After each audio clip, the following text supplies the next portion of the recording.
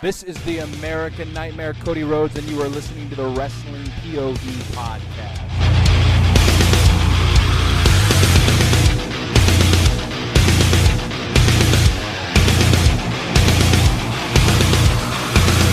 Hey guys, this is Hardcore Country Mickey James, and you are listening to Wrestling POV podcast. What's happening, fellas? What's going on? I got an announcement. Warning. Uh-oh. This motherfucking episode is going to have a lot of fucking cursing. So hide your kids, hide your wives, and hide everybody out there who is sensitive, because I'm fucking cursing every fucking second. And let me just tell you, my voice is gone again because the Knicks just won. That's another right. 20-point comeback. Let's go. In Boston. In Boston. Literally just saw it. Fuck. Just saw it. Wow. Fuck yeah. That's right. True. All right. So those that are new to the show, I am your host, Tony Diaz, along with the $50 man, Clay Cummings. What up, everybody? Go Pacers. And he had to. I had to. And the Dean, Elio Canella. Hold on. And the third wheel, Rick Serrano the third. What's up, my motherfucking people? I thought you said mother loving, but that's all right. It's close enough. The band has been lifted. The band has been lifted. Yes, you Yes. would think he was suspended or something. Yeah. Personal challenge, and I won. There you go. There you go. All right, so before we move on, because we got the Backlash pay-per-view coming up this weekend, Yes. we will give our predictions on that. And, of course, Clay winning the 5-second Shuffle Championship last week. Yes, And sir. he will be defending that later on the show. Well, towards the end of the show, like we always do. Mm-hmm. But I got a clip to play, and it's an interview. I don't really know how long it is. I didn't even hear it yet. But it's another member of the Bloodline. His name is Damu Anoa'i. And, yeah, this dude, he looks vicious himself. So let's take a listen to this clip. Damu, how are you? Live in effect, man. How you doing, brother? Doing good, man. Now, I'm sure a lot of people watching this right now are like, who's this guy? I haven't heard of him before. Tell us a little bit about yourself. I'm Damu, man. Coming from on the White Branch. Yokozuna is my uncle. My mom and Yoko are their siblings. And yeah, man, came to represent on Yoko's behalf and keep this shit going, man. It's a marathon, bro. Sorry for cussing, brother. No, you can say whatever you feel like, man. Now, how long have you been wrestling for people that don't know? To be honest with you, man, this shit's going on for like a year. Oh, wow. Going on 2, yeah. Okay. Not rushing it at all. Taking my time with it. Thanking everybody that's helping me and teaching me. You know what I mean? Thank you. Absolutely, man. So, like, who trained you? Did you train with Rikishi, or who's your trainer? I'm gonna start off and say, man, I started off with Jacob, man. Jacob Fatu. Shout out to brother, you know what I mean? Brother Journey Fatu, Parisi, and Juicy, man. You know, shout out to them boys, man. Absolutely. What was it like having Jacob Fatu as your pro wrestling trainer? I loved it, man. You know, as much as we was little playing around with it, I'm doing it in a safe way manner, you know? Yeah, in a safe way, man. Absolutely. Gotta do that, yeah. When did you know that you wanted to get in pro wrestling? Because obviously you just said you started about a year ago. So, you know, let's say like 2 years ago. Did you know, like, all right, I'm up next. I want to be a pro wrestler. Nah, to be honest, man, I always wanted to. Just wasn't surrounded around good people to guide me and teach me there, you know? Brought myself to doing this on my own. Always wanted to do it, though, but to do it on, you know, just off strength off of me, you know what I mean? It was dope. And then having the good right people around me, which is Jacob Fatu, Journey, Parisi, and Juice, man, you know? What do you feel like your strongest aspect is in the ring? Are you a technical guy, a high flyer, power-based guy? What kind of wrestling style do you have? I'm going for the luchador, you know what I mean? I'm going to be the first someone to do the luchador work, man. Yeah. But whatever comes, I feel like I'm learning to do all that, you know? Aggressive. I'm real beast mode with it, yeah. I love it, man. So what's like your goals in this wrestling business? Is for Damu to join the WWE or maybe somewhere else? What's your goal? To be honest, man, it was not even for me. It's my kids, my family. There's nobody underneath, you know, Yoko's branch right now that's doing it. I just felt like, man, I owe it all to my aunts, man, and to my family on the YE branch as well, too. You know, shout out to the OGs and the legends. You know what I mean? Alpha and Sika. RP to them. Yeah. And yeah. Now, you talked about Yoko being your uncle. I mean, that's amazing. I don't feel like we talk that much about Yokozuna as far as like the current mainstay of like the bloodline that's on television. Do you have any stories about your uncle that we can share? To be honest, man, I just always remember my uncle had none, and I usually thought like these were regular white guys and random people in my garage back in Carson, man, in California, LA. Come to find out, these were OG legends. We had Tonka Kid, Garcia Vega, who else do we have? Triple H, Shawn Michaels, Undertaker and them.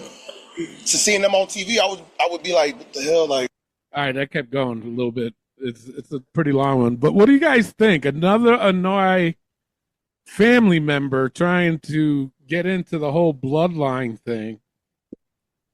I mean, at this point, why not? You're part of the family of that. Is like, why wouldn't you become a professional wrestler? I feel like everybody in that family at once had to either train or be in professional wrestling. But it'd be interesting to see a Samoan luchador. Yeah. If that's the thing. Like, if you see this guy, you know that's not true. No. He looks a little bit like Yoko, too. He does. But I will say this. It's starting to get annoying because – you see what I did there? You see what I did there? Yeah. Oh, yeah. Yeah. It's starting to get annoying because you can tell he knows nothing about wrestling. Oh I had these white boys in my my garage, Tonga Kid and Triple H and Shawn Michaels. All right, I don't believe it. I don't buy it for one thing. He also sounds like Jacob, who was like, "Oh, you know what? I got nothing else to do. Let me become a wrestler." Mm-hmm. And that kind of sucks because now you want to say you're not feeding off the name, but that's exactly what you're doing because you have nothing else to do. So now you're like, oh, I'm going to become a wrestler. And congrats. I always say, if you got it, you go for it. You take it. But let's not act like this is what you always wanted to do. Like he's contradicting himself in his promo where he's like, oh, yeah, I wanted to do this for a while now, blah, blah. And then say, oh, yeah, well, I've been doing it for like a year only. It's like, why are you already out in the mainstream media? Like, why are you out there doing promos and everything? You've been doing it for a year. If you want to not use your name, stay quiet, build your resume up, and do it on your own. Build your reputation. Exactly. Yep. And it just doesn't seem like that. And he does sound a lot like Jacob, how Jacob was. So, listen, what Jacob does is phenomenal. I think he's great. But it is getting a little annoying that every sibling and every cousin is just getting pushed into the spotlight in wrestling. And there's a lot of people that are just getting overlooked, getting released, and just not getting their just due. Yeah. So, I agree. I mean, I don't want to shit on them. Like, go for it, man. Do your thing. But let's also remember there's other people out there with wrestling families and other people out there that want to become a wrestler as well. Yeah. Yep. Absolutely. And a good segue to being released. WWE released a shitload of people. Yeah. Here's the list. Shayna Baszler, Caden Carter. Bro. I am pissed at that. Yep. Katana Chance, Dakota Kai. And something that were actually said, because she was asked who her first title defense, she wanted her first title defense again to be against, and she said Dakota Kai. Wow. Well, that ain't happening. I know. Nope. Doesn't look like that's happening anytime soon. So, yeah. And Braun Strowman, Gigi Dolan, which I think it's a mistake. Yep. Eddie Thorpe and Riley Osborne. And Eddie Thorpe apparently is dating Dakota Kai. Yeah. No shit. Yeah. Wow. He's already gone back to his real name and already. What's his real name? In New Japan. Carl Frederick. Oh. Okay. But my thing is, I honestly, the biggest name there for me is Dakota Kai. Yeah. You were just pushing her in a Continental title match. You're getting her out there to highlight people, and then you go and release her. Hell, you could say the thing about Braun though. Oh, he had absolutely. those matches with Bronson Reed. He had those matches with Jacob Fatu, and then But all of a sudden, what about that comment though? Because Paul Heyman was asked about that, and he said, and I don't know the exact words, but it was pretty much saying, "You just don't got it, kid." see, that's fucked up. I read the comment Because he wanted to be he asked why wasn't he at WrestleMania? Yeah, he wanted to be at WrestleMania 41. Paul Heyman said you're just not good enough. Yeah, you're just not good enough. Which I don't agree with at all. And I'm not even the biggest Braun Strowman fan, but the guy has the look. He has the physique. He has everything, the attitude, the swagger, the in-ring performance is not bad. He's not terrible in the ring. No, he's not. You know, like what are they missing with Braun Strowman? He needed to be a monster heel. Yes. I feel like he didn't need to be no baby face and go out there and destroy people. I think that would have saved his career if he was a heel. When he came back the second time, have him be the monster that he should be, and then go out there and destroy people. Don't be this baby face locomotive Braun Strowman thing. It's like, no. Well, they should have put him in the Wyatt 6. Yeah. Yeah, you should have. You know, he would have been great with Eric Rowan. Are we kidding? Like, as a tag team. Exactly. Mm-hmm. Yep. It was right there. Yep. But what about Shayna Baszler, though? Shayna Baszler again. First of that all, was surprising. I was shocked my cousin wasn't on that list. You know? I was so shocked. She gave me that call. I was like, "Cuz, you good?" She's like, "Yeah." Jesus, I didn't know y'all were tight like that. Yeah, yeah. I think it was due time for Shayna, though. I feel like she's been given dirt so far with WWE, especially on the main roster. It's like she had that run with Ronda, and then they didn't do anything with it. It's like, come on. And the thing that sucks is like that was under the Vince regime, you know? Yes. And then you would think Triple H would come out and be like, yo, you're actually solid at what you do. And again, it's like she wasn't a Triple H guy, you know? It's just like she just didn't work out. And I think she has to make the jump to AEW as quickly as possible. I agree. She is everything that Ronda wasn't. Yes. And I honestly think she was solid in the ring. I think she's solid on the mic, right? Mm-hmm. She has this attitude about her that it's like, don't fuck with me attitude. Yeah. And we fuck with her. Like, they keep fucking with this woman. Like, she was dominant in NXT. What happened? Wasn't that during the Triple H era? Yes. That's what I'm saying. Yeah, right. So how is it that she was good for you then, but not good for you now? Yeah. Didn't make any sense. She never even got a shot. Like, to me, she got put in stupid tag teams, not very many storylines, and then she never even sniffed the world title. And then we gotta believe, like, women like Alexa Bliss, Zelina Vega, Nikki Cross, Liv Morgan wouldn't get ragdolled by Shayna Baszler. Oh, right? They would. But all of those women have touched that title or touched a title. Yeah. It's insane what they did to Shayna Baszler. Or given a title opportunity for the heavyweight. Zelina. Something. Exactly. Yep. Insane. Really is. Yeah. But it's sad. It is. And but yet they still kept Natalya. Oh, for sure. Why not? Like, seriously, it's like, what? Are they still saying budget cuts the reason for this? No. That can't even be an excuse anymore. It can't be an excuse. You know why? I was going to say you can't say budget cuts because with your ticket prices for pay-per-views, $1 billion there's company, no budget cuts. No, but not only that, it's a good segue because they signed a bunch of people. Exactly. From AAA. There you go, Elio. They signed Nino Hamburguesa, Lady Maravilla. Wait a second. Did you say Nino instead of Nino? Nino, yeah. Nino. I know how to say it. I just said Nino because of New Jack City. It's El Nino Hamburguesa. Okay, thank you, Elio. I ain't saying shit. I'll fuck it up. Lady Maravilla, La Parca, La Hedra, Dr. Wagner, Lady Flamer, Flamer, Flammer, I'm Flamer, going to see Lady Flamer. Flamer. Oh, Flamer. Ooh. oh. Oh, fancy. Excuse me.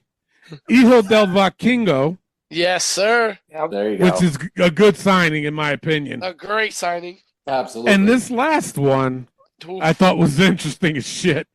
Mhm. Alberto Del Rio. Can we What? say third time's a charm? He's Ugh. got to be a favorite of somebody. Who knows at this point? With everything that has happened with Alberto Del Rio, I'm surprised he got another shot. Yeah. I seriously, oh man. I mean, he has a good resume, right? He won the only 40-man Royal Rumble they ever had. True. Sure. Heavyweight champion. He beat John Cena a bunch of times. No one can say they've done that. One of the United best States. entrances. Yes, Yep. United States champ. One of the best entrances ever. But domestic violence. Yep. Domestic violence. Yep. It's like, bro, what are you doing? Yep. Like, and then, so I don't think you can bring Paige back, no. Oh. No. with him. God, no. which sucks for her. And then apparently one of the signings used to date Stephanie Vaquer. And Oh, was like really? a domestic violence thing too. See, I thought that name sounded familiar, but I wasn't for sure if that was the same Yeah. dude. Yo, what are we doing? So Stephanie Vaquer said in a post that she's going to continue her life and karma's going to find its way. Okay, so that's what she meant. That's Yeah. a good way to look at it. Okay. Yeah. All right, because I was wondering. I'm like, that's a little odd, Yep. Mhm. but now it makes Wow. sense. Holy shit. So now we got two people that got signed by AAA to WWE that have shady past. Who? But we released Braun Strowman and Yeah. Wait, Shayna you said Baszler. two people? Who? Al- I know Alberto. And then the guy that Rick's talking about with Stephanie. I don't know the name, but he got Yeah. signed from AAA. He's on that list. Yeah. Lahedra? Wagner? Let me see. Yeah. What? While Does he was it- looking that up. Go ahead, Yeah. Clay. Well, I think what he was an ex-fiance of Yep. Stephanie, and they never got married or nothing. And then that whole story blew up, and they got separated, which fucked with her head. And from what I read, anyway. And El Quattrero. Quattrero, okay. Yeah. Ugh. Wow. Oh boy. Wow. I mean, And it one was time domestic violence. Yep. to me, one time should be enough. Yeah. Seriously, not one, not three. One time should be fucking enough. And if you didn't learn the first time, you didn't fucking learn. Yeah. And, That's and you would think that times would change, but it's just staying because, I mean, I get like they re-signed X-Pac over and over again, Yeah. right? Yeah. And we know all that stuff. And there were other wrestlers that had the same situation and they signed them over and over again. Right. But you would think in 2025 we would stop this shit, Mhm. but it's just not stopping. Nope. Like, Nope. what are we doing here? Ugh. I don't get it. On a positive note, Vikingo is going to go crazy in the yeah. WWE if Oh, they yeah. allow him to. Yeah. And Yeah, I Think, say, think of it this way. Think of Vikingo versus Penta. Oh my god! Dude. What kind of, oh my Lord, those guys will tear it up. and don't hold him back. Let him do his Yeah, thing. he's got to Like, do his thing. Yeah. Yep. This is one time where I really miss Ricochet because oh my god, Yeah, They- you know what? You're right. that would have The been thing- insane. But the thing was with AEW, they had him at the back door. Like Yeah. why, he was on AEW 3 or 4 times. Why in the world did you hesitate on him? If it was contract, negotiations, sure, whatever. But why let him go? Like if you had that in your whole building, you cannot let him leave. Like, Yep. It's true. wow. That is Insane. true. So, all right. Anything else on the releases? Good luck to everybody. Yeah. I mean, Oh my Dakota Kai has to go to AEW. Shayna got to go to AEW, and I think that stacks up their women's division. I would love to see Dakota and Shayna together. Oh, we forgot about Cora Jade. Cora Jade got released. She already went back to her AEW in the black. Yeah. Okay. Yep. But now, you Rick, you're saying especially that to go to AEW. What if they go to TNA? What if this is all just a thing for them to go to TNA so that way they can still compete within WWE? Dakota's not doing that because she even said on X or something like that, she said, "No, guys, I'm not hurt. I'm just not being used right now." And she was very upset about that. Apparently, also, they were talking about because she went back to her natural hair, which is very curly, by the way. Very looks curly. Amazing. But apparently, that was another reason why. I don't think that's true. No, I don't think that's true. She was definitely upset, saying, "I'm healthy. I'm just not being used." Yeah. But I would love on AEW for Dakota Kai to team up with Shayna Baszler as her bodyguard, as she did with Raquel. Yeah. I think that would be a good pairing. Cora Jade also said body shaming is why she got released. You think so? Listen, with WWE, anything is possible. I don't see why she would lie about that. True. Yeah, She but the think one of they it. said she didn't work out enough. Yeah. Oh, but Otis does? True that. Yeah. The Viking Raider. Yeah. Yeah. Let me tell you something. Is it Ivar? Ivar has let himself go. Yeah. A little bit. He's gotten a little sloppy there. Well, he apparently trains the big guys at the performance center. He's like in charge of training the big guys. Wow. Yeah. But is he in charge of the big guy? No. I see what you did there. Ryback is like, "Oh, feed me more. Bring me back, Triple H. Please. Please, I'm begging you. I need the money. I need the money." Oh man. Yeah, it's a sad thing. I was about to say something and then I forgot. Yeah, and then Gigi went back to Priscilla Kelly too. Yeah. Yeah.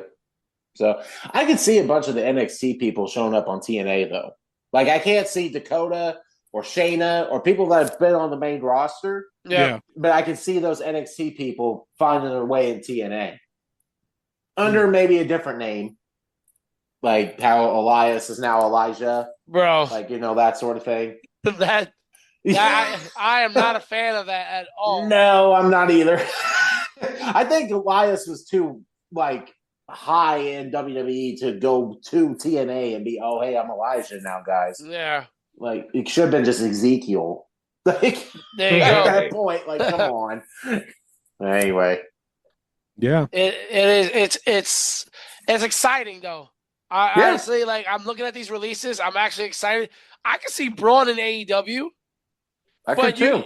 But AEW has a problem with big guys. Yeah. Mm-hmm. They murder all of them. Look at Brody King, bro. Look what Brody they do to King, him. You don't think they're going to do that with Braun? Brian Cage. Yeah. What's this other guy with the braided with the braids? Lance Archer. Yeah. They don't do too well with the big guys, but now you can change it and make the change. Let Braun Strowman come in. Let Braun Strowman come in and take the title right away. I wouldn't be mad at that. Yeah, I can see it. But what they would do is they would put him with MJF and have to be a lackey.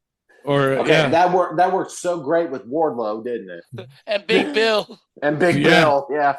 Oh God, Big Bill, yeah, it's another one. Mm-hmm. No, they do not do well with the big guys in AEW. The big guys. No. The big guys. All right, so before we hit our Facebook post, we're only going to cover one this week and then go to our Backlash predictions. I got to play this clip. It's karrion Kross.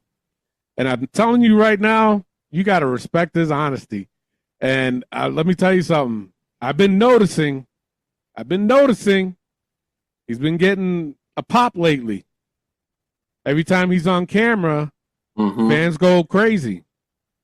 So I don't know.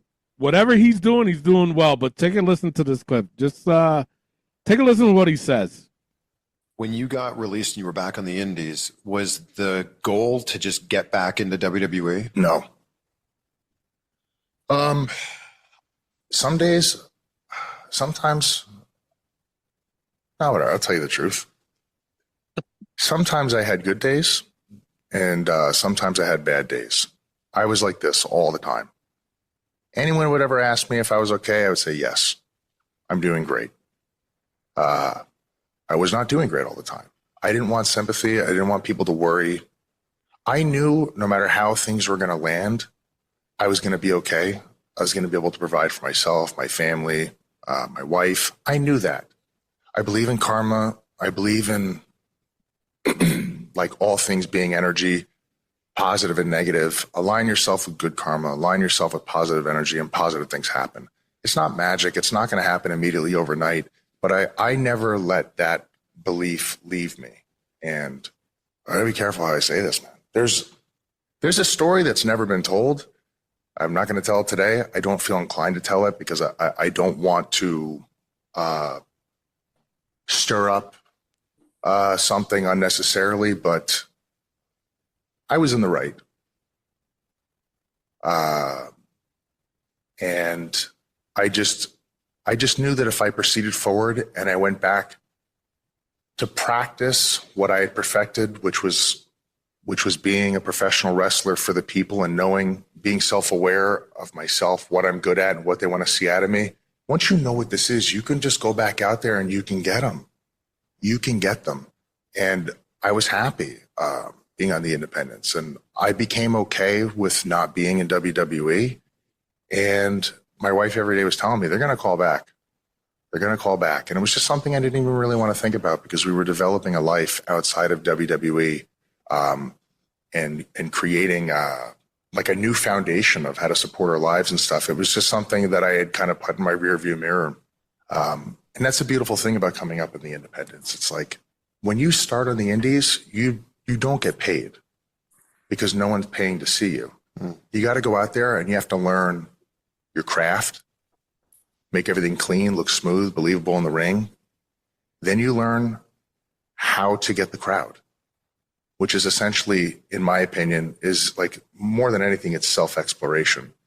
You need to know who you are. You can't go into the ring and perform as something that you're not because they pick up on it and something doesn't connect. So you learn how to wrestle, you learn how to connect to the crowd, and then the promoters and people that you're working for, they're able to see like, okay, now we can start paying him. I can justify paying him this much because this is who I believe is coming here to see him in relation to everybody else. Those are the foundations that I came up with. When you're not formatted to be something or trapped in something or be a certain way, you know what to do. So I just knew once I went back out there, I was going to do that and I was going to get him, and I got him. Everybody was chanting Kross is going to kill you right away. And I had it all the way through. And so I just stopped thinking about it. So what do you think? His problem is he's too intelligent. Yeah, I know, right? He's so smart. He knows the business. He knows what he needs to do. He knows that, you know what, without WWE, there's still a life out there. He can still make things happen for himself. It's sad because WWE doesn't like smart people. No. They want people that they can control and manipulate and gaslight.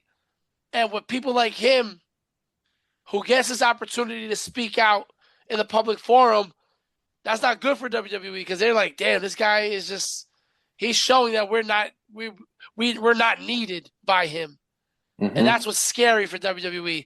WWE wants to get you to a point where you're needed, right? You need them. And he's definitely scaring them. I feel terrible for him because it's like, he could be one of the greatest of all time if they give him the chance. If they give him the chance. But don't you think he's playing like, because he said straight up when the guy asked him, was your goal to go back to WWE? He said no. Yep. You know? And then on top of that, he was about to drop some bombshells, I believe.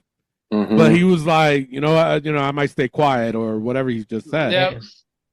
You know, I mean, you got to get, you listen to that little interview and that promo that he cut where he was saying he could have easily done some YouTube stuff and make just as much money, because he's a very he's almost like Bray Wyatt, as far as creative wise, and they need to listen to him. I'm talking about WWE. They need to listen to him because he's very, very creative. And just a little sneak peek from what happened on Raw when they interviewed him on Raw during the commercial break. He said it's a killer, which WWE would frown upon using that word. Yep. Back in the day. But that's the second time he said it. And he said it's from Killer Kross in that one interview. And then in the promo that he cut on Raw, he was like, it's a killer. So it could be a possibility that he's going to go off of Killer Kross, which I hope they do. Yes, let's hope so. I hope he shaves his head, though. Yeah. I hope he does like a promo where Scarlett is like buzzing his hair. Yeah. That would be nice. It really would. Be like that kind of psycho Killer Kross. Exactly. And, that sort of thing. Yeah. That'd be sick. Clay, you had some news about Karrion Kross. Yes, and as we were talking about the promo, he is the third highest selling T-shirt in WWE right now. What does that tell you? Surpassing John Cena and Randy Orton. What does that tell you? What does that tell you? Yeah. And he's not even wrestling. Yeah. No. But the third highest selling shirt in Unbelievable. The merch. That says a lot right there. Listen, WWE. Yeah. Bro. So they dropped the ball with Samoa Joe. Yep. Right? Yeah. With the whole Joe is gonna kill you. Yep. Kross is gonna kill you gotta do it. It's right there. Yes. Right. And if they don't capitalize on it, he's gonna be gone. Yep. Yeah. And he clearly doesn't need him. Clearly. Right. And you know what I would do? I would have him literally take somebody. I would have him take Drew McIntyre out. Yeah. Somebody like Drew McIntyre. Somebody put him on the huge. Shelf. Yep. Yeah. Put him on the shelf, quote unquote. That for like was 3 or his 4 first months. feud back.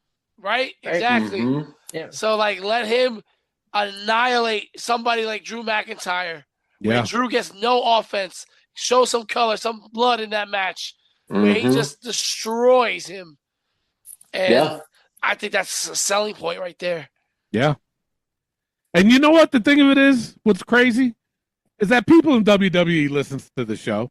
Yes. And I know damn well that they take some of our ideas. Oh, yeah. And happened before. And they snag them. Yep. Yes. So I'll never forgive them for taking our top 10. Right? Explain it, Rick, for those that don't know what you're talking about. Once upon a time, we had our SmackDown top 10, our Raw top 10. We had a top 10 of wrestlers, of moments, and we were running that for a couple of months and then up to a year. And then all of a sudden, Daniel Bryan gets the bright idea. We're going to have the SmackDown top 10. I fell out of my chair. I'm like, there is no way. And I know everybody right now, oh, yeah, you came up with a top 10. Yeah. Nah, bro. It's the way they did it. They went about it the same way we were doing it. It was frustrating, annoying, and it was just, And then don't get me started with Taz. Taz was stealing our pay-per-view ideas, all that other shit. Blocked me on Twitter because he didn't like what I had to say about him listening to podcasts. And in the very next episode of his show, I don't listen to podcasts. You heard me say it, so why are you saying you never heard podcasts before? Exactly. It's true. It's true. So, yes, they definitely listen, and they definitely steal from us. Yeah. For sure. Yeah, and we're not just saying that for clout. We're not. Because you know what I'm it's been saying? on several occasions Yeah. that this has happened. And for those that has been listening since day one of the show would know. They would agree. Yes. You know, they would definitely agree because they would listen to our show and then all of a sudden it would happen on that Monday. Yep. Or that Friday. And it's just like, come on, man. And if you don't believe us, go fuck yourself. There you go. But thank you for listening. And please continue to listen. And write in, too, if you want to tell us to go fuck ourselves also. Absolutely. Oh, Lord. All right, so any final thoughts on Karrion Kross's promo? Push him to the moon. Yes, exactly. Please. I agree with that. Get him back to his NXT days, and let's ride this ship, man. But even if they don't, like, if they keep the hair and da-da-da, push this guy now. Yes. Push him. If they don't feel like changing his look, okay, fine. Push him, though. Mm-hmm. You gotta push him. Good. Push it. All right, well, how do we get to that? Just happens. Just happens. This is Wrestling POV. That's what we do. Don't ever let me say shnikes again. Jesus. Shit. That was pretty bad. All right, let's go to our Facebook post. Who would you add to this faction? Meaning the Paul Heyman guys, the new Paul Heyman guys, Seth Rollins and Braun Breaker. Guys, who do you think they should add? I'm going to stick to my guy, Ethan Page. Yes. Mm-hmm. Yeah. Yes. For sure. I have to agree. And I agree with what you said last week, Drew McIntyre also. Yeah. I think that would boost that faction to the top. Absolutely. I mean, if they're already over there, but still Drew would boost it more. If you want to add a woman, Ivy Nile. Kill it. Hell yeah. I like that. It's too obvious that the whole Becky Lynch Wait a minute. She's by herself now. Zoe Stark. Ooh. There you go. Okay. My cousin. Rick, give her a call, bro. I will. I'll call her after the break. And let her know and say, hey, how come you're not a Paul Heyman girl yet? Idea. Throw that shit at her, man. Shit. Yeah, I got you. I mean, don't throw literal shit, Just, No. She wouldn't like that. No. Yeah. She might think you're a monkey. Yeah. But, Anyway. Wait, speaking of monkeys, you think the 100 men could beat one gorilla? I know it's all over TikTok. It's all over TikTok, but no. Is. Well, here's the thing, and I've watched a lot of videos on that whole subject, and they did say that a gorilla, because of the fact that they average around 500 pounds. Yep. They'll get winded quickly. Yes. I say he knocks the fuck out of the first 28 to 30 people. Of course. So this is what you got to do. You got to hype up 28 people and be like, yo, y'all got this. And that's my job right there. I'm going to be the guy, hey, yo, Chris, you can handle that gorilla, Chris. Go after that gorilla, Chris. And Chris going to be like, yo, I don't know, man. I'm like, yo, Chris, you're the Scorpion King. Go get that gorilla, bro. And he going to go out there, get demolished. He would do it. Yeah. He would go out there. He literally would go out there. And then you know what? You know what? No, go ahead, finish up, Chris. Chris. See what you did there, Rick.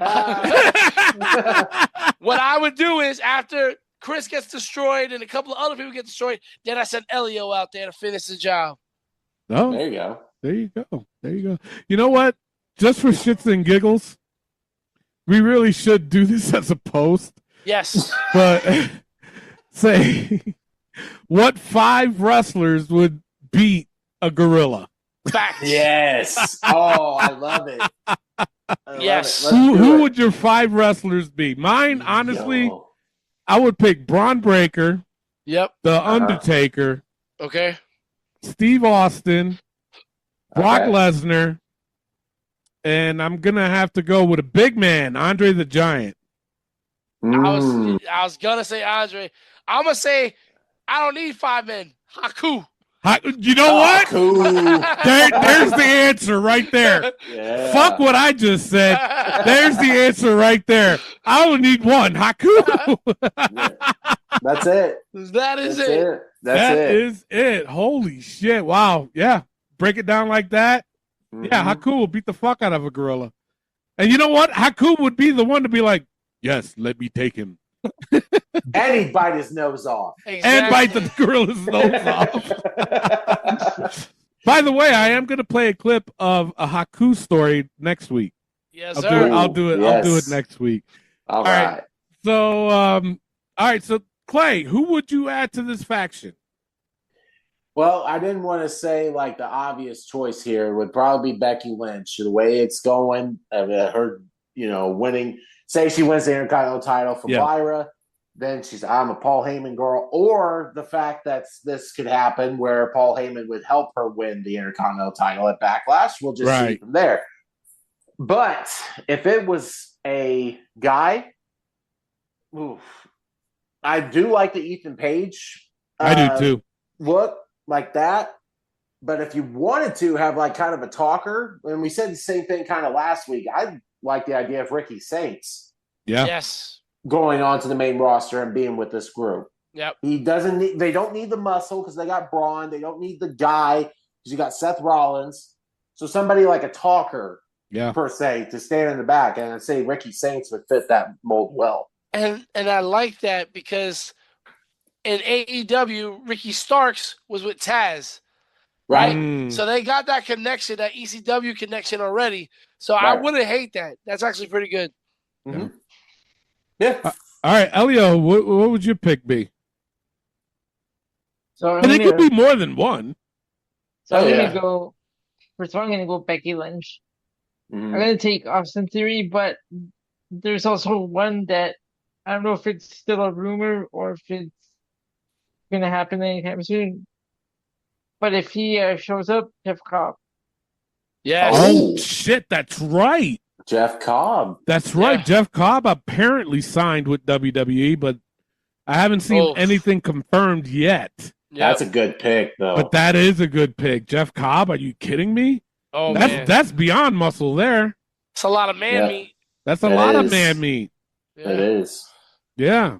And you know what? Speaking of Austin Theory, you all owe Elio an apology. Yes, we do. Yes, we do. Yes, we do, and you do too. No, not me. I don't do nothing.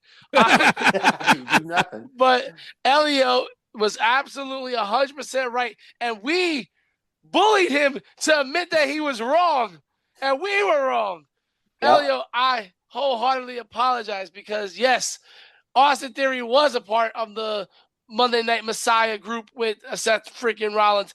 Clay and Tony were so wrong, and I made them manipulate me, Elio. I'm sorry I turned my back on you. I'm so sorry, Elio. Please forgive me, man. Please forgive me. What Rick said. All right, let's see what the fans said. Luis Torres said, if Seth really wants heat, Logan Paul. He's truly hated because we don't want his ass in the ring. Logan Paul should be nowhere near this faction. No. Absolutely not. No.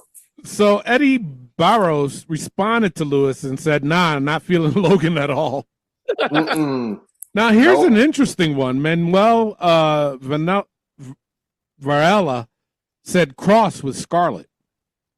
See, I thought that too, and I'm not upset with that, but at the same time, Kross needs to be his own guy.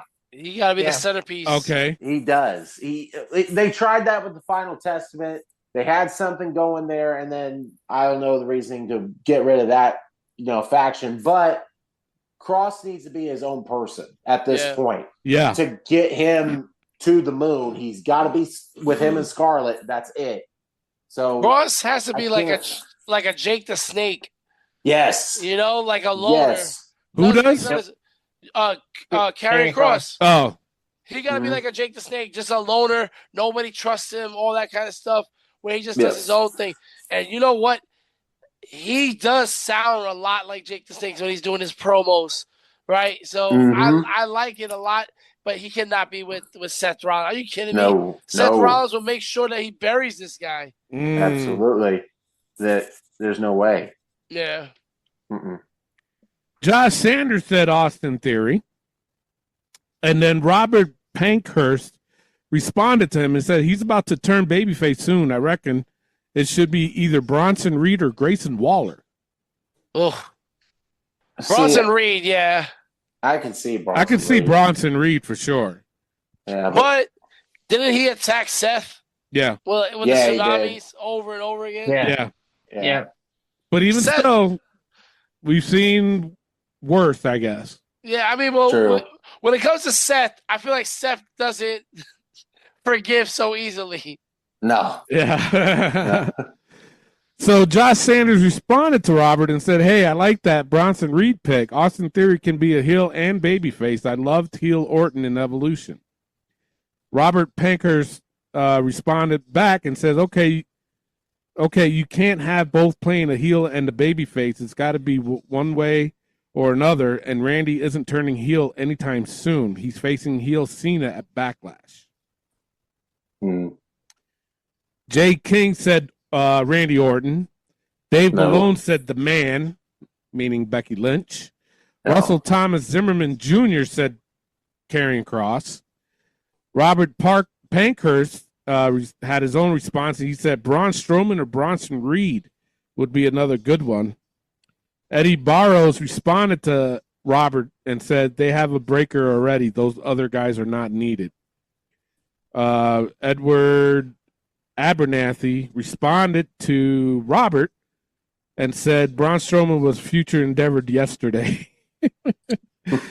Robert Pankhurst responded to Edward and said, is he gone now? Unbelievable. I saw potential in him, and WWE just wasted him. They used him as a jobber against Jacob Fatu. Maybe Bronson Reed would be a good one to put in this group. Yep. Gary Moran said Evolution 2.0. Jeff Cook said Carmelo Hayes and Trick Williams, and I was thinking that too. Not Trick Williams, Carmelo Hayes. Carmelo. Street Profits. Street Profits, that's the tag. Yeah. Yep. Yeah. Absolutely. Neil Solero said Ethan Page. Matt Bezenjan said Heidenreich. Oh, come on. Oh, God. No. Jim Main said Hornswoggle. Come on. That's worse than Heidenreich. Dennis Johnson said Kenny Omega. You know what? I would like that idea if he was actually in WWE. Mm-hmm. Yeah. All right, Eddie Barrows. He said Montez Ford would be a great addition. This group seems like a modern version of Evolution, and Ford would fit that Randy role. Yes. Mm-hmm. Yeah. So, I mean, he's missing out Angelo Dawkins, though. I mean, is he? No.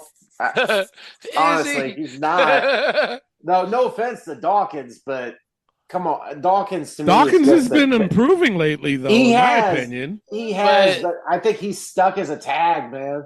You got to have a certain je ne sais quoi to be in that kind of a group. Like, look at Montez and look at Dawkins. The kind of difference is Montez is an entertainer. Montez is all over the place. And Dawkins is just a guy. Exactly. It's like, oh, no. And you don't need that. No. You know, it's like Montez shops at Target and Dawson shops at Walmart. Not that there's anything wrong with that. I mean, I shop at Walmart all the time. I shop at Walmart. What the fuck you say? That's why you're Dawkins. Oh, shit. Oh, shit. Yeah. No. Oh, foot inserted into mouth. Oh, shit. Man. That's awful. Holy shit. It was right there. I had to take a swing for it. That's true. You didn't, though. You didn't. You didn't. Holy but I will shit. say this. Who is the older veteran that you would put into this faction to replicate like a Ric Flair? That's a good one, too. Somebody like Randy Orton. Because he's a veteran right now. Yeah, that's true. Yeah. You know, he could be. He's still $1 million, bro.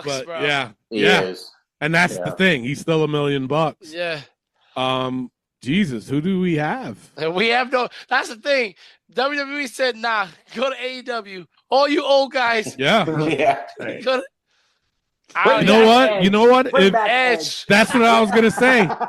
If Edge was, or even Christian. Yes, I see both of them. Either one would have been a good addition to that group as the Ric Flair type esque, you know. Absolutely.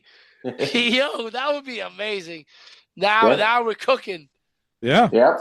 Yeah. See, Josh, we like Edge at some certain Yo, point, but I I don't know if he's gonna like the idea of us saying that Edge is like equivalent to a Ric Flair evolution. Oh no, he would love that. He would be like, "Oh yeah, Ric Flair, the 16-time champ. You're comparing him to Edge."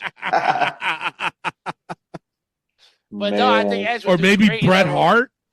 The thing is, the person would have to be able to still get in the ring. Yeah, you're So right. that's right. why. Nah, but I like that Edge pick. And you know what? Edge is like, hey, you guys wrote me off of TV. Can I go back to WWE? True. Hunter, please. Right? They want to team me up with Christian again. Get me out of here. Oh, Lord. All right, so let's get right into the Backlash pay-per-view points game. Take it away, Clay. All right, we're talking about Backlash. These matches are not in order, so do not shoot the messenger. Just stab him. Sure, why not? The first match we have is the Intercontinental Championship match. Dominic Mysterio versus Penta. Who we got? Well, you go first. Me? Yeah. Okay, I'm going Dom Mysterio. He just won the title at Mania. I can't see him dropping the title to Penta, so I'm going Dom Mysterio. All right, Elio, it's on to you. Dominic Mysterio. Rick, it's on to you. Now, because they're picking Dom, I want to pick Dom. But is there a little bit of doubt that maybe Finn cost Dom the match? There could be a possibility. So we finally get that story, and they rush giving Penta the title. That's a huge possibility. But I think Dom needs this strap for a long time, so I'm going to go with Dom. I think you can't give up on him so soon. See, you did a Tony there, Rick. Yes, he absolutely. Did. He did. He did. I peeped that shit. I see what you did there. You know, Tony. And the thing of it is, if you would have gave me 10 more seconds, I would have said it myself. Yeah, there you go. But no, that is a very good point that Finn could cost Dom the title. Now, but you got to think of it this way too. Becky Lynch and Lyra won the tag titles and lost it that Monday night on Raw. Yeah. So short title ranges can be happening, especially in this case, because if Penta loses clean, or even by interference, I think it's going to damage him a little bit. 100%. So, to have it the other way around, having Finn cost Dominic, and then there's going to be tension between Dominic and Finn, is a possibility to happen. But I am going to go Dominic. He just pulled the Tony. He did, literally. Tony pulled a Tony. I pulled a Tony, yeah. All right, next match. We have for the United States Championship Fatal 4-Way, Jacob Fatu versus LA Knight versus Damian Priest versus Drew McIntyre. It's on to you, Elio. We're good, Jacob Fatu. All right. Rick, it's on to you. This is like Arby's, man. They got the meats in this match. Yeah, everybody, bro. Yes. But I gotta go with Jacob Fatu. I'm also going Jacob Fatu. Clay. I'm with you guys. This is potentially, I think, going to be match of the night, in my opinion. I think these four could tear the house down, given the right time.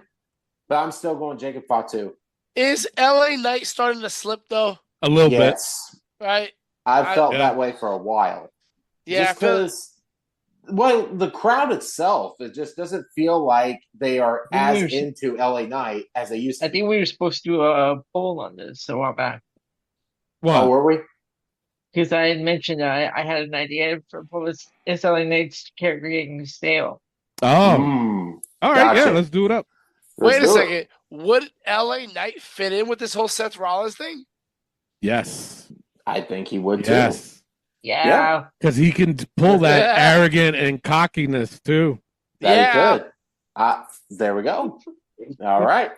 Next match. Potential match of the night again. Pat McAfee versus Gunther. Oh, Lord. Rick is on to you. And on that note, this is Clay's last show. We haven't done that in a long time. A very long time. We Very haven't. long time. Yes. Oh, God. Shoot. Oh, shit. I'm definitely going to go with Gunther in like 10 seconds. Yeah, I don't know about 10 seconds, but I am going to go with Gunther. Okay. Clay. See, this is killing me. This is absolutely killing me. Because on one hand, you got the super fan of me that wants to say Pat McAfee. But the part of it is, why in the world would you have your former world heavyweight champion lose to a commentator? It makes no sense. It would absolutely kill Gunther. And that's not, criticizing Pat McAfee at all. Right. But you can't have Gunther lose to him. I've tried to think of scenarios of like, Pat McAfee winning at something, like beating Gunther clean. You might as well just put him in the dirt, because there's no way on God's green earth that Pat McAfee is going to beat Gunther. So I got to go Gunther. All right. I do. I know that was a long spiel, but I'm just saying. I know that was hard for you to say. It was hard. It is hard. How hard is it? Very. Very. This show went sideways. Yeah, it did. Yeah, real quick. For Clay, it seems vertical to me. Let me just mark the date today, May 7th. Clay went with Gunther over Pat McAfee. Oh, no. It's in the books now. God damn. It is official. Right. It is official. All right, Elio, who you got? Okay, Gunther. All right. What's the next one? All right. Next match, we have the Women's Intercontinental Championship match. Becky Lynch versus Lyra Valkyria. It's on to me, right? Yep. Yes. Yeah. This one's a difficult one, but I think if they're going to do a Becky Lynch going to be a Paul Heyman guy or gal, I have to give it to Becky Lynch. So, yeah. Clay, it's on to you. I'm with you, Tony. Every part of me shows signs, especially of these promos the last couple of weeks, that Becky's going to pin Lyra at Backlash. So I got to go Becky Lynch. And I'm not proud saying it. Well, I'm not either. Well, and I feel like Lyra deserves better just getting fed to Becky like that, though. Yeah. That's the thing. Yep. And so I'm to be on the safe side, I'm going Becky Lynch. All right, Elio. This one's going to make me mad because I already know the results. So I'm just going to go with Becky Lynch. Oh, excuse me. He's got the script. Well, like Clay said, Lyra deserves better. She does. She does.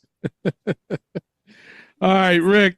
I feel like they try to swerve us on Raw with this whole Lyra thing and give us confidence that Lyra can actually win this. Mm-hmm. But this is what I see. Bayley's definitely coming back at that night to do something. But here's where I think things change. We're going to have Braun Breaker stop her from getting to the ring. And then that's when Becky takes advantage and wins the title and becomes the Paul Heyman girl. So I'm going to go with Becky winning this match. All right. And the last match, the main event, John Cena versus Randy Orton for the WWE Undisputed Championship. It's on to you, Clay. Look, and this was another match where I've been trying to find scenarios of why Randy could possibly win. It's in St. Louis. I mean, WWE doesn't give a shit about where you're from. It clearly throughout, the years of professional wrestling in WWE, it's always happened. So, John Cena. Elio. Match. John Cena. Rick. Bayley has never won in San Jose, and Randy will not win in St. Louis. Is going to go with John Cena. There you go. I'm also going John Cena. I think they're going to wait for a Cody return for their little rematch, possibly at SummerSlam or even Survivor Series. So, yeah, I'm going John Cena. Also, by the way, they're advertising John Cena in Australia as the champion. So I'm going to put that out there. Yeah. See, Rick's got the script, too. I was going to say. All right, so is that it? That's all we got? All right. So, yeah, go ahead and play along. Just when we post it, put your picks up there, too. Play along with us and see if you can beat us. And be honest with your scores, too, because we can always look back and see anyways. So, yeah. You know what I'm saying? So, with that being said, it's time to take a quick pause for the cause. And when we come back, we got This Week in Wrestling. Hey, this is your Olympic hero, Kurt Angle. Listen to the Wrestling POV podcast. Oh, it's true. It's damn true. Hi, I'm WWE superstar Charlotte Flair, also known as the Queen, and listen to Wrestling POV podcast, and always do it with Flair. Woo! What's up, wrestling fans? It is yours truly, Ruby Soho, and you're listening to Wrestling POV podcast with the man, Tony Diaz. We're back, and you can find Wrestling POV every Friday on iTunes, Spotify, Podbean, iHeartRadio, TuneIn Radio, Pandora, and Amazon Music. And now, Tony, it's time to get to This Week in Wrestling. All right. What do you guys want to talk about? Which one first? Might as well go with Raw. Raw? You want to talk about Raw? All right. Sure. So go ahead. Go ahead. Take it away. I mean, at first, we got a solid promo from Paul Heyman with Jey Uso. Paul, how'd you guys? Did you guys like that? I mean, I thought it was good by Heyman, though. He showed emotion. Yeah, he did. He's got to ease up on the spray tan, but bro, yeah, they better when she have spray tan bottle. Bro, he took like 6 of his. He went to Ross Geller's house for friends, and he went to the same spray tan booth that he went to. That was god awful, bro. Yeah, bro. And what's amazing? Oh, who was it? Oh, Kevin Owens. He's like, Seth, I love you guys, but are you going to get the same horrible spray tan like the other two guys? Horrible. True. God awful. But I will say this. I didn't like this promo. Really? I mean, I love the passion and everything. But he's out here saying how he was so upset that he was left by Roman and he got powerbombed through a table. But then you went and forgave him and teamed up with him for the War Games match. Right. So, like, why are we acting like you were plotting this whole... See, that's the thing. That's the problem I'm having, is that everybody wants to be like, oh, well, Triple H, he's cooking. He's bringing stories from the past, and he's connecting all these dots. But he was forgiven, right? Yeah. Like, Heyman didn't care that Roman wasn't there. He was like, okay, he's back, so now you can save me. And now you're trying to bring this up? And Jey Uso's entrance, bro, 9 minutes long. Too long. Like, way too long. We got to stop with this. Yep. But, again, I did love the passion. I just felt like, why are we talking about this? And then even Jay was like, so what does that got to do with me? And then who was it? Oh, then Paul Heyman said this. I came out here to talk about you, which has everything to do with you, Jey Uso. What? I had to rewind it. I was watching with my wife, make sure Rhea Ripley wasn't on TV. So I was watching with my wife. And I rewinded it, and I was just like, wait, did he just say that I came out here to talk about you, which has everything to do with you? And she's like, I don't think so. Why would someone say that? And I rewinded it, and he said, I came out here to talk about you, which has everything to do with you, Jey Uso. What? Jey Uso was like, are you okay? Yeah. That's screaming. But then now we set up, I came out here to talk about Seth Rollins wants to fight you for the title. Okay. Yeah. You did all that just for the world title main event on Raw. Yep. It's like, okay. So, I mean, yeah, I get what you're saying, though. Yeah. Next, we had Penta versus JD McDonough. Great match. It was a great match. Yep. Yeah. If it, with the interference from Balor and the rest of Judgment Day, and Penta still defeated McDonough, so it was solid. A solid match. And then the return of Sheamus versus Austin Theory. Yep. It was good to see. Sheamus winning that Who did you guys honestly thought it was going to be? Hell, I thought it was going to be Dragunov. Oh. That would have been awesome. Yeah, I really did. That would have been awesome to see, yeah. Yeah, I mean, I was happy it was Sheamus, so it was good. Then the Lyra Valkyria and Becky Lynch face-to-face. Speaking of promos, of repetitive, Becky Lynch with I took out the garbage. I took out the recycling. I took out the trash. Like, okay, what was that? She didn't know what the fuck to say. No. She was just rambling, and it was just, and you could hear it. Like, the crowd was silent. Yeah. There was the part that pissed me off was the crowd was so silent, and she had nothing to say, and she looked around and said, "Oh, I suck. I suck." Bro, nobody said you suck. No. You tried so hard to get them to chant you suck. You have the crowd wrapped around your finger. Then she can't get them to boo her. Mm-mm. And it's terrible, man. Yeah. But then Lyra comes out, and it was like she's defended the title more times than she's worked this year, which is true, which is good. I think Lyra held her own here. But then Becky's just like, Sports Illustrated said, "I'm the best." Who gives a fuck about Sports Illustrated? Yeah. Since when did he get into wrestling? Yeah. Sports Illustrated has made fun of pro wrestling for years. Yeah, and also Becky stopped so often, and it was just a lot of silence. Like, she didn't know what to say. She didn't know how to work with the crowd. It was just really bad. And Becky as a heel is very bad. Yes. Most and that's the easier thing to do, right? Yeah. Yeah. It's easier to be a heel, and she can't do it. Nope. And then the next match, we had Io Sky versus Roxanne Perez, which I thought was match of the night. Yeah. This was really good. Io getting the win. You see Roxanne kind of giving her props to Io Sky, and then out comes Julia, and they both attack her. Yeah. So, I mean, I could see it. Where do you think this is going? Seeing Roxanne's got to definitely be on the main roster at this point. Julia? I could see it. Tag team So match. I was like, what are we doing? Are we doing an innovation storyline here? Yeah. I think it's a tag team match with Rhea. Yeah. And I think Io. so. Yeah.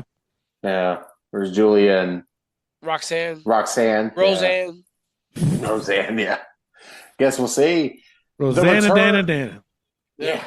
The return of Rusev versus Otis. Beat the crap out of him. Why was his first match Otis?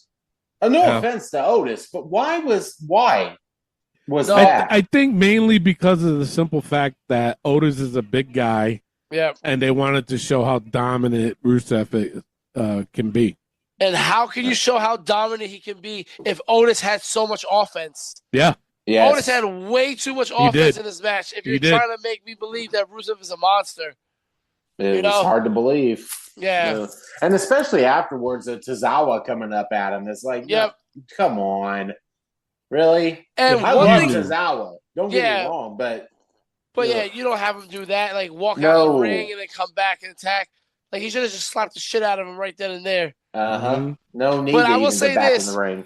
If somebody has the accolade locked in and you're trying to break it up, do not pull on Rusev backwards. Yeah. No. That's even more fucking pressure Otis was like, Otis. what the fuck, bro? Otis was like, nope. Get my arm off. He pulled his arm right off. He took his arm right off. You're not doing that. You're fucking hurting me, bro. Yeah. Yep. Hilarious. And then the face-to-face with Pat McAfee and Gunther. What you guys thought of that? Pat did a decent promo. Bro, hey, when did Pat McAfee start working for Krispy Kreme? Because he was glazing the hell out of that crowd. Was too, right? Bro, that was a bit too. Oh, we got Nebraska college football players in the crowd. Oh, talking about steak and the College World Series. Oh, man, dreaming about becoming a wrestler, but you became a punter in the NFL. Shut the fuck up. Get out, Clayton. Hey, you can't defend that. Clayton, come on. Come on. That was a decent promo. Not the whole, I understand what you're saying with the whole Nebraska catering to the crowd. I get that. But the passion that you saw in Mr. McAfee, the passion that he could go after Gunther and beat him, you saw it in his eyes. I've always dreamt to be a wrestler, but I became a punter in the NFL instead. What? Punter of the decade, by the way. That's true. Punter of the decade. But I will say this. It's just like you didn't let Gunther talk at all. No, and that was a bad look. It really Terrible. was. Mm-hmm. But whatever. Yeah. I don't know. I don't know where they're going with this. That's my whole thing. You know how I am with Pat. And it's just why all of a sudden after a world championship match, you all of a sudden fight a commentator for what reason? You've been saying that for weeks now. And I have. Yep. I have. I'm not looking forward to this match. And that says a lot. It's just like, why is this just so random out of nowhere? Yeah. So does anybody else picture Clay with a Pat McAfee #1 jersey up to his belly button doing the Pat McAfee walk? Oh, it's Pat walking to the ring. That would be a scary sight. Oh, Lord. You got to have your wife record it. Oh, I'm sure she would. I get a lot of views then. My God. That and the garage door opener. Yeah. Oh, for real. Damn. I need to reinvent that. Anyway. What the hell? And the main event of Raw for the World Heavyweight Championship, Jey Uso versus Seth Rollins. Event. It was okay. I thought this was way too soon. Yes. To happen. Yep. But it did. I don't want to take too much away because it did made it seem like Seth was going to win. Mm-hmm. And there was going to be a short title reign. Yeah. But then, of course, everything else, all the shenanigans that happened after that, it was like, oh, shit. Okay, well, maybe not. Yep. Yeah. But my thing is this. Jay does a super kick, a spear, and according to Michael Cole, a frog splash. And Seth kicks out at 2. So maybe Jay should have put Seth in the chokehold. Wait a minute. He would have won. Wait a minute. Let's go back to Michael Cole. Do we have to? During that promo with Pat McAfee. My God, yes. I didn't want to mention that. That is my bro. That is the. Oh, no. And then what gets me upset is that they panned the camera off on Michael Cole. Make it all about him. Made it all about him. Yep. He's sitting there like, yeah. Shut the fuck up. Yeah. Get the hell out of there. This ain't about you, bro. All right, that's all I gotta say. Wait, this is perfect because I have those numbers. What numbers? Of who is the worst between Tony Schiavone and Michael Cole. Oh, who is it? Oh, 82%, yeah. 82% went with Michael Cole and 18% went with Tony Schiavone. There you go. Wow. There you go. Jesus. The people have spoken. People have spoken. All right, so the ending to this main event, what do you guys thought? I mean, you got a storyline with it when the whole CM Punk coming out to help Jay. Cost Seth Rollins the World Heavyweight Championship. You kind of see a feud going with Punk and this whole faction with Rollins and Heyman, storyline wise and all that. But like you guys said, this shouldn't have happened for the world title right away. In the case, it just should have been like Seth versus Jay, non-title, and it would have done the same effect without the world title match in general. So I don't know. It was an okay main event in my opinion. Yeah. So that was Raw. All right, what else you guys want to talk about? I do want to talk about Dynamite. Okay. I think Dynamite opening with Okada, the Young Bucks, and Ricochet, defeating Kenny Omega, Briscoe, Bailey, and Knight. Mhm. That was amazing. Yes. So great. What a great match. Everybody was getting their stuff in. I honestly think that this is what AEW does best with these multi-man tag matches, where they have their actual stars in these multi-tag matches, because the next match was the Ops defeating Rhett Titus, Camaroto, and Hawkins, and that just goes against everything I just said. That match sucked. But the first match, I feel like Dynamite always starts off great. Yes. Their opening matches are always great, and then slowly but surely gets worse. But another reference that we used to do a lot on this show is a sandwich. The bread is always good, but the inside, that meat is just sour, because Adam Page defeating Kyle Fletcher for the Owen Hart tournament. Great match. What a way to go. Amazing. But in between, you got Lashley saying that MJF needs to hurt somebody to join the Hurt Syndicate. Why are we dragging this out? Yeah. It's been dragged out way too long for me to even care anymore. Right? Yeah. Then we got Nick Wayne defeating Jay Lethal. Why is Jay Lethal still around? Hey, why the AEW fuck refuses to give him a win. I was like, why the fuck is Nick Wayne all of a sudden beating Jay Lethal? No matter how old Jay Lethal is, that should not even be happening. Yo, Jay Lethal had such an amazing run in TNA. Yes. And like the fall from grace for him is crazy. Like he can't get a win in AEW. Nope. But I will say Tony Storm defeating Yamashita, that was pretty good. Yeah. Pretty solid.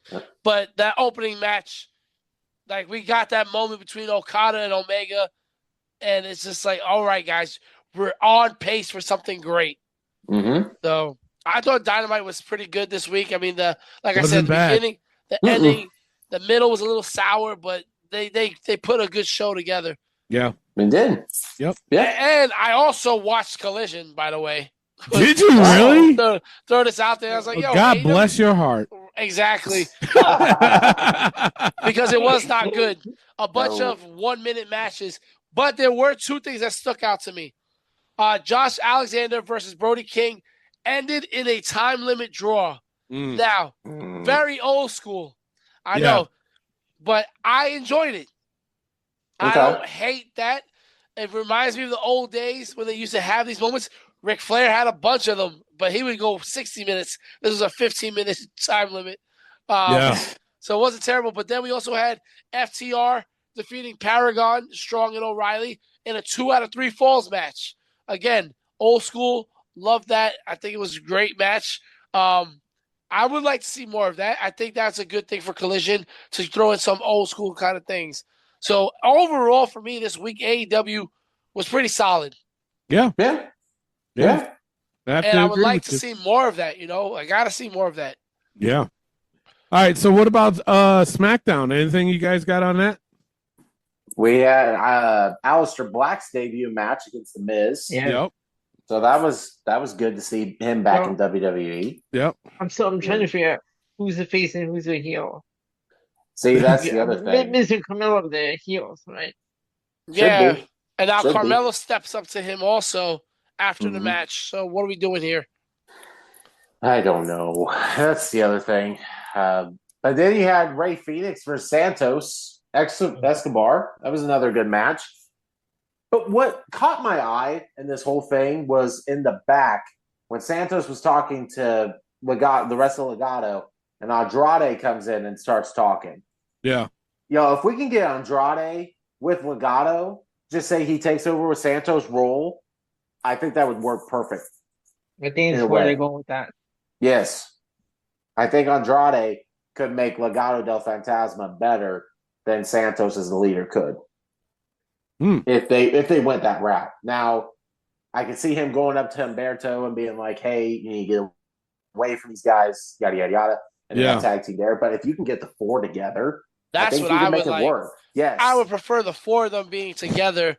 Yes. I think that would be really good. And, I don't know why, but when I think of Santos Escobar, he reminds me a lot of Scar from The Lion King. He does. right? He does, and I think yeah. Andrade plays a good Mufasa, right? So I think that there's something there, right? I like it a lot. I think together they would do wonders. But I think it was too soon to have Rey Fenix defeat Santos Escobar.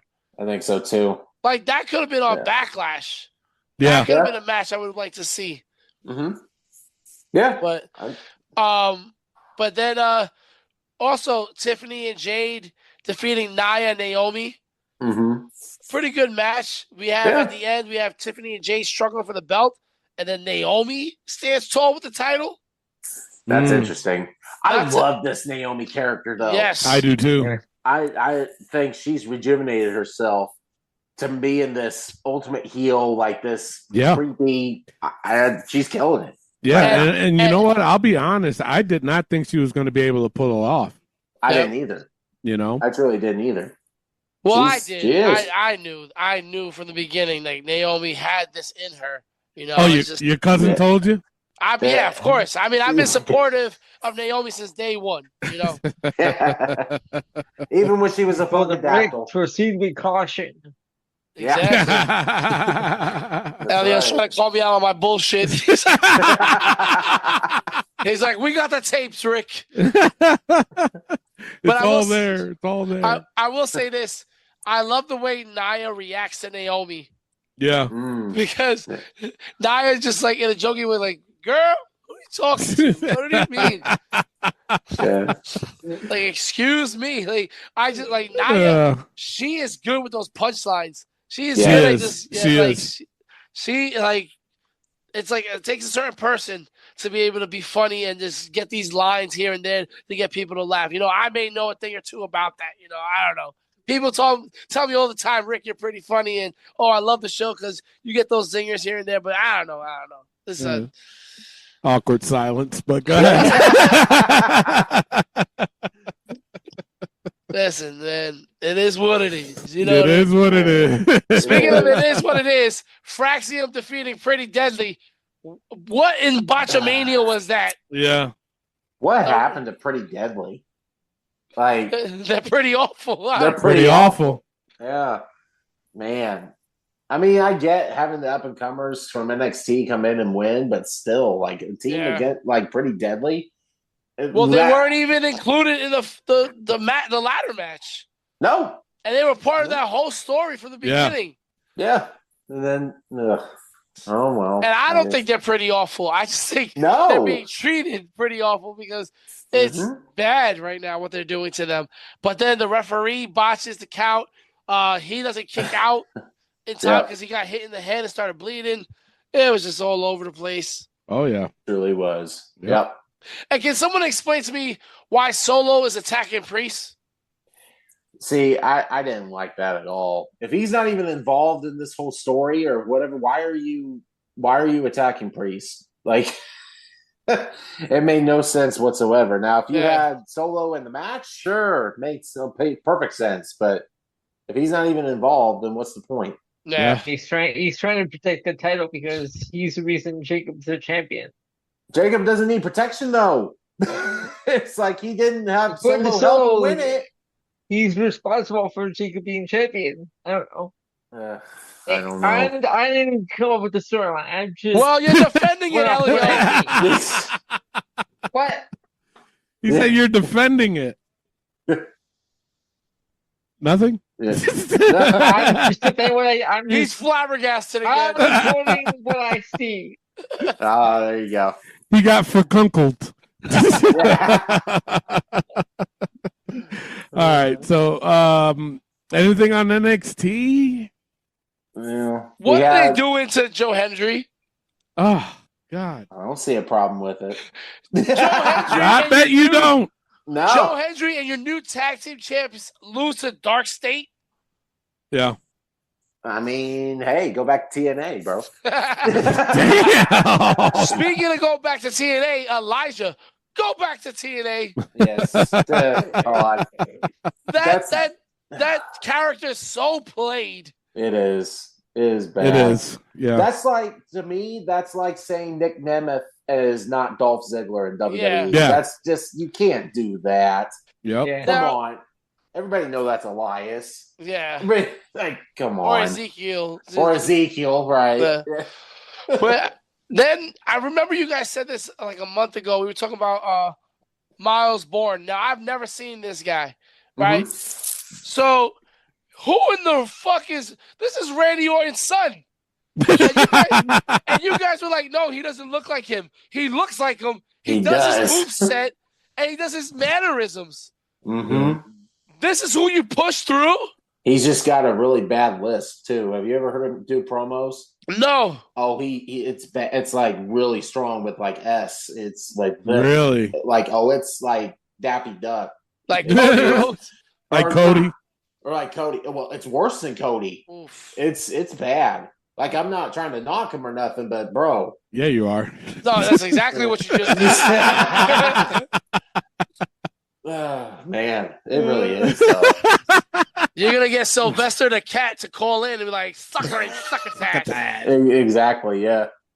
Oh my Lord! All right, so is that we covered everything or no? Jordan Grace, #1 contender. Yes, absolutely, love it. Yeah.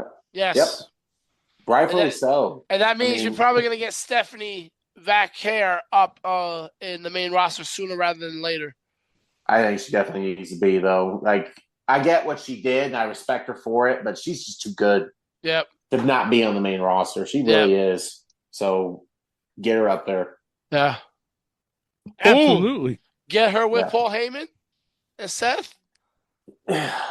See, I feel like with that, though, the crowd would love Stephanie way too much. They and would. I don't think it would work.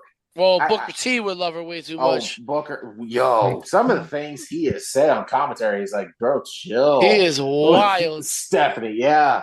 I mean, I get it. I truly do, but come on.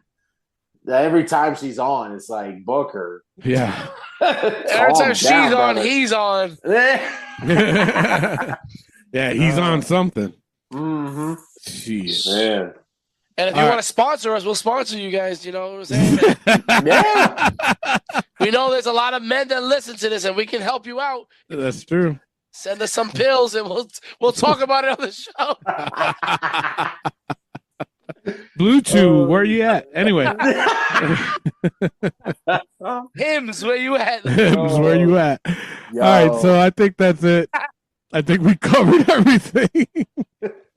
So that's it for the show. But make sure you tune in after the show because we got the 5-second shuffle championship, which Clay got back last week. And if you're new to it, basically what I do is I just hit a random song off my playlist. I hit the shuffle button, and I only play 5 seconds of it. And these guys got to guess who it is. And the first 1 to 10 wins. And it's just how we ride off into the sunset until next week. Well, we will review Backlash pay-per-view. But there's also the forbidden songs. If any of these forbidden songs comes up, they get a minus deduction from their score. These forbidden songs are Taz, Chris Benoit, Reba Giggle, Hook, Lash Legend, and Julian Hall. With that being said, I'm your host, Tony Diaz, along with the $50 Man. Clay Cummings. And the Dean. And the third wheel. Rick Sorrento the third. All right, love, peace, and wrestling. We'll see you next week. Peace out. All right, Clay, you have champion's advantage. You can either go first or, how I have it on my screen, pass it off to me. See, I've learned my lesson a couple different times with this. So that doesn't mean anything. It does. No, it don't. To you. Damn it. I was trying to convince him. All right, it's off to me. Long, brother. All right, it's off to me. Here I go.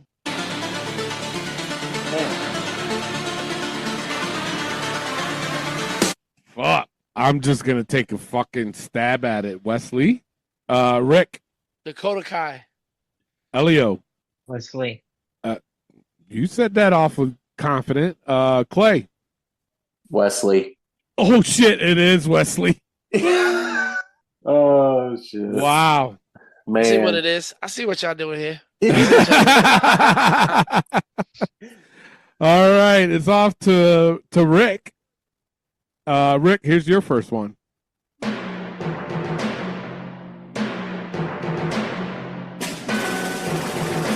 Lex Luger. Elio. Lex Luger. Clay. Lex Luger. I'm also going to go Lex Luger. No, it's American made. Oh. Got you motherfuckers back. American made. Holy shit. Man. All right. It goes, nobody gets a point on that. It goes to Elio. Elio, here you go. Do you smell what The Rock is cooking?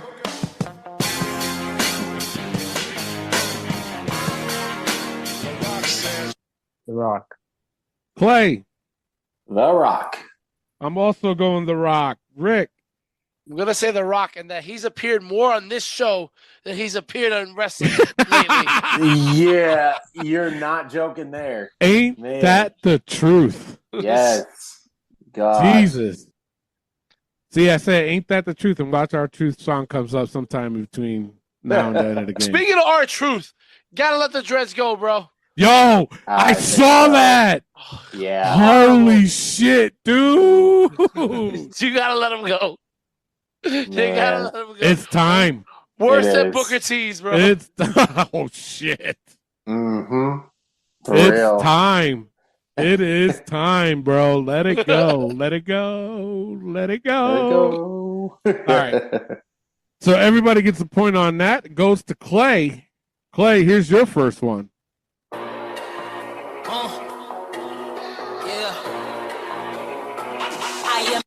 Michin. I'm watching you, Clay. Yeah. Could be wrong. But that last part, I think, convinced me. Mm-hmm. I'm going me chin. Rick. Some say me chin, some say my chin. I'm going with me chin. Elio. Mia What'd you say? Yim. You're right. Mia. Wait a minute. It says Mia Yim, me chin. So everybody gets it? Yeah. Everybody gets it? Everybody gets it. Okay. Yeah. All right. If it says both, then it does say both. Yeah. Yeah, it does say both. All right. See, I thought Elliot was going to be sneaky there for a second. When he said Mia Yim. I'm Yeah. like, oh, that's shit. why I said, wait a minute. Did you say what I think you just said? Uh-huh. All right. I got to quit doing that. All right. It's on to me. After everybody gets a point on that, it's on to me. Here I go.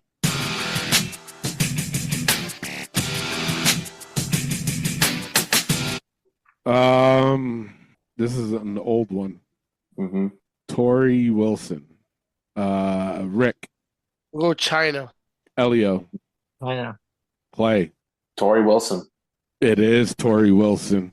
Let's go. Way. Let's go. Yeah. It is Tori Wilson. So only me and Clay gets the point on that. It goes to Rick. Rick's got 2. Here you go.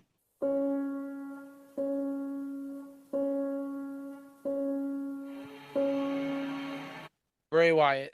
Elio. Wyatt. Clay. Bray Wyatt. I'm also going Bray Wyatt. It is Bray Wyatt. There you go. All right. Goes to Elio. Elio, here you go. Wait, we just had that. We did, yeah. It was Wesley. Yeah. All right, hold on. All right, here you go, Elio.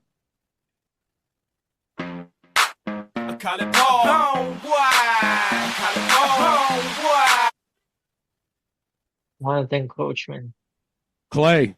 The coach, Jonathan Coachman. I'm also going Jonathan Coachman. Rick. Jonathan Coachman. It is Jonathan Coachman. All right, where are these forbidden songs at? I know, right? Jesus.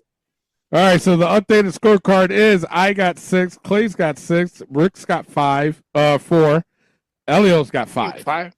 No. All right, Clay's about to get forbidden song. All right. See, it's on to Clay. Clay, here you go.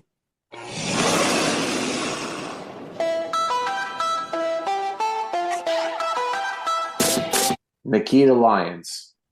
It's on to me. I'm going to go, what's that one chick's name? Oh, That's the one. That's the one. Who'd you say, Clay? Nikita Lyons. No, I don't think it's her. Cora Jade. Rick. I'm gonna go Cora Jade. I like that pick. Elio. Sunny Kiss. Who? Sunny Kiss. Oh, Sunny Kiss. We're all wrong. Tamina. Ooh. Oh my goodness. Tamina. Wow. Jesus. All right. Whatever. All right. It's on off to who's it on? You. Oh, it's on to me. Yeah, the Forbidden Song, yeah. All right, here I go.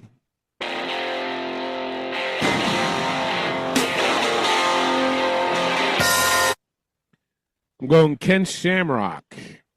Rick. Ken Shamrock. Elio. Ken Shamrock. Clay. Ken Shamrock. It is Ken Shamrock. And here I go with the Forbidden Song. Go ahead. It goes to Rick. Here you go.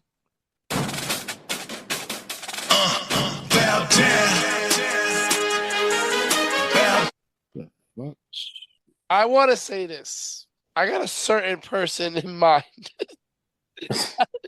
Just by hearing those drums. I'm going to go with, oh, God. I'm going to go Sheldon Benjamin. Elio. Xavier Woods. Clay. Xavier Woods. Xavier Woods. I'm going to go Baron Corbin. Okay. Oh, shit. It's King Woods. Oh. King Woods, not Xavier Woods. Damn. Woo! Ah.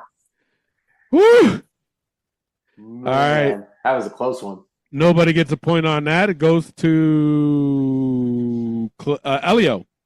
Elio, yep. It goes to Elio. Elio, here you go. It's sexual, baby. Jesus. And I want to give it all to you. Jesus Christ. Henry. Clay. Mark Henry. I'm also going Mark Henry. Rick.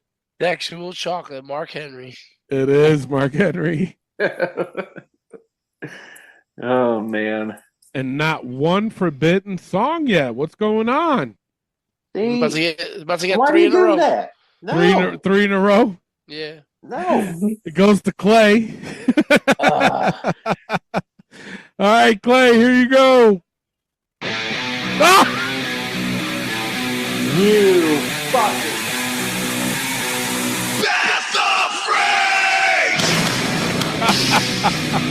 Taz. Survive if I let you. Wow. Now, I know That's I said some- 3 in a row because Tony's next, and I'm definitely going to get hit with one. I know what I said. All right. It's on to me. Here I go.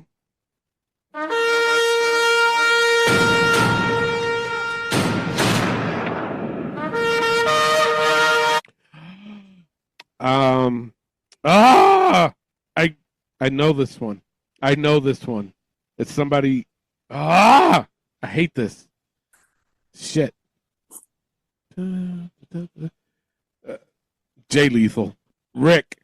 Miro. Elio. Miro. Clay. Miro. Motherfuckers. It is Miro. Ooh. Yeah. Son of a bitch. All right, the updated scorecard is I have 8. Clay has 8. Rick's got 7. Elio's got 8. It goes to Rick. Rick, here you go.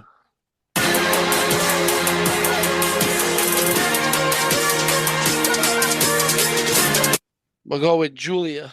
Elio. I know with Julia. Clay. Dragon Lee. Ooh. I'm going to go Dragon. No. I'm going to go. Who's the other masked one? Oh, let me help you. Phoenix. I'll go Phoenix. Fuck it. It is Dragon Lee. Let's go. Me and Tyler love that song. Shit. Son of a bitch. Clay's the only one that gets it. He's got 9, though. I do. He's got 9. He can win it on this next round. It goes to Elio, right? Or Clay? Elio. Elio. Goes to Elio. All right, Elio, here you go. Oh, shit. Oh, shit. Another At least you got Taz. the good one.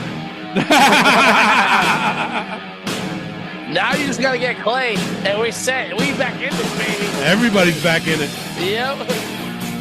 Wow. All right. Everybody smile. Everybody Let's go. smile. Goes Let's to go. Clay. Here you go.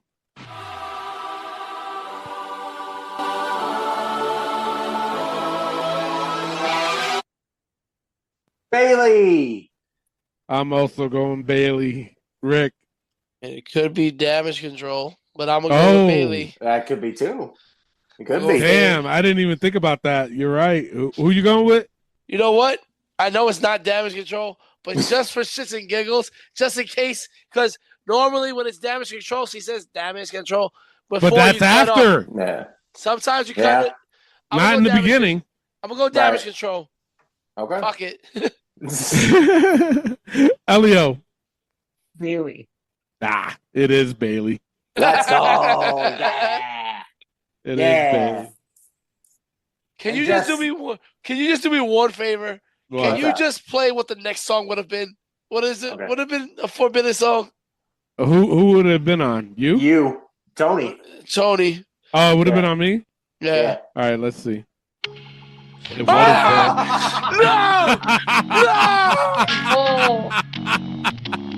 Oh my God. We would have got him. Fucking Bailey. Fuck you, Bailey. That's why Becky took you out. Fucking garbage. Recycling, bitch. No. I love you, Bailey. But fuck you. And Bailey's already getting shit on enough as it is. Come Exactly, on, right? Jesus. Fuck, bro. We would have all been back in it. We all would have been one song away. You guys sound like the Cavaliers, you know. You sound like the Celtics also. Sound like the Celtics. Jalen Brunson, Captain Clutch. Oh, shit. Holy shit. So the main score is I have 9 wins. Clay's got 4 wins. Elio's got 5 wins. Rick's got 0 and Chris has got 0. But I have a better 0. I have a better 0 than Chris. Oh, damn. Oh, my Lord. And we got to end it on this song, too. So. You don't even know me. Thank you all for listening. Make sure you tune in next week where we will review the Backlash pay-per-view. Thank you all for listening. Make sure you tune in. Same pod time, same pod channel. See ya. When a jet black M5 rumbles, all from what I did last summer. But motherfuckers forget till I'm back up on the set and every motherfucking jump shot wet. Same outfit every day like a cartoon. They'll never find you in a shark suit, and there will never be a part 2. Shit, you're looking at some motherfucking art, boo.